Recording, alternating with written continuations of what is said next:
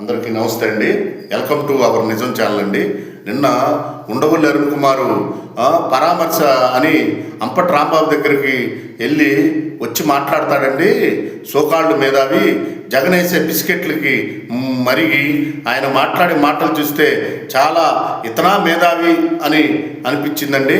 ఎందుకంటే గతంలో జగన్మోహన్ రెడ్డి చేసిన అరాచక పాలన గురించి ఒక్క మాట కూడా మాట్లాడకుండా నిన్నొచ్చి అంపటి రాంబాబు వల్ల మైలేజ్ పెరిగింది, వైసీపీ పార్టీకి ఏం మైలేజ్ పెరిగింది ఆయన?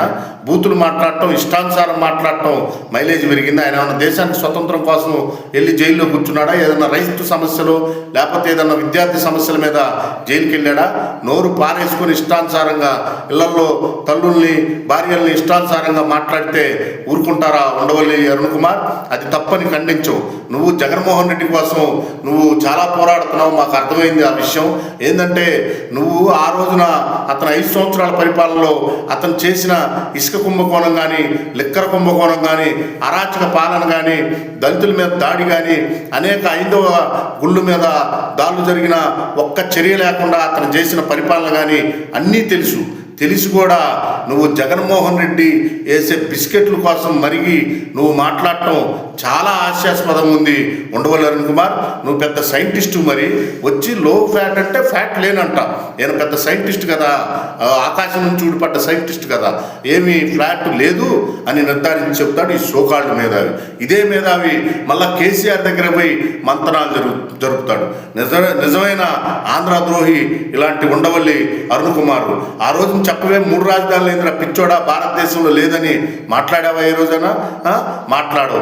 జగన్మోహన్ రెడ్డికి మళ్ళీ మైలేజ్ రావాలా, మనం పోయి ఏదో ఒకటి వాగాలా అనే ఒక కాన్సెప్ట్. కానీ నీలాంటి ఎదవల గురించి, జగన్మోహన్ రెడ్డి లాంటి అసమర్థ పాలన గురించి అన్ని జనాలు 5 ఏళ్లలో చూశారు.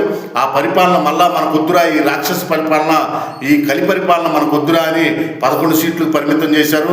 ఇలాంటి చిల్లర రాజకీయాలు ఇంతే మీరు కనుక కొనసాగిస్తే, మీరు ఈ చిల్లర రాజకీయాలను ఎట్నే చేస్తే ఇక 11 కాదు, 1 సీటుకే పరిమితమైందా, 1 కూడా వస్తూ రాదు అన్న పరిస్థితికి దిగజారుతారు. గుర్తుపెట్టుకోండి. ముందాగా రాజకీయాలు చేయండి.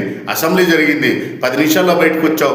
నీ నియోజకవర్గ సమస్యలైనా నువ్వు అడిగావా జగన్మోహన్ రెడ్డి? పోనీ మీ మిగతా 10 మంది ఎమ్మెల్యేలైనా ఏ సమస్య గురించైనా ఏ రోజైనా మాట్లాడారా? నెలొస్తే జీతాలు తీసుకోవటం తప్పితే మీ ప్రజల సమస్య గురించి అసెంబ్లీకి వచ్చి చర్చించి ప్రభుత్వాన్ని నిలదీసుంటే అప్పుడు మీరు సమర్థవంతమైన నాయకుడు అంటారు. కానీ ఇలా ఊరికే 10 నిమిషాలు అసెంబ్లీకి పోయి బయటకు వస్తే అది ప్రజా సమస్యల మీద ఎట్టవుద్ది? ఎప్పటికి మైలేజ్ వస్తుంది జగన్మోహన్ రెడ్డి? ఇకనైనా ఈ చిల్లర